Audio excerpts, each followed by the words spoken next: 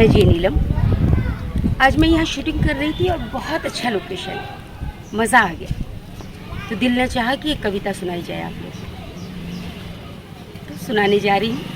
और अगर कुछ भी गलती हो तो क्षमा कीजिए। शुरू करती हूँ।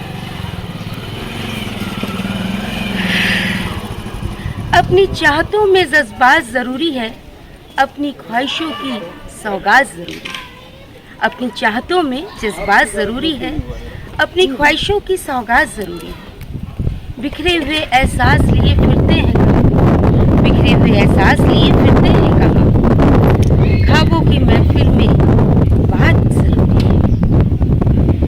मिलते नहीं नसीब कभी ज़िंदगी में यूं तो, मिलते नहीं नसीब कभी ज़िंदगी में यूं तो, भटके हुए लम्हों को एक मुलाकात ज़रूरी है।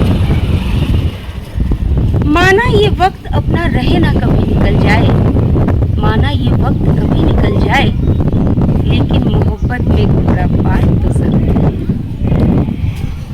सदियों की तड़प अपनी आगोश में पिघलाता जाए, सदियों की तड़प अपने आगोश में पिघलाता जाए। मस्त निगाहों से बरसात तो जरूर है।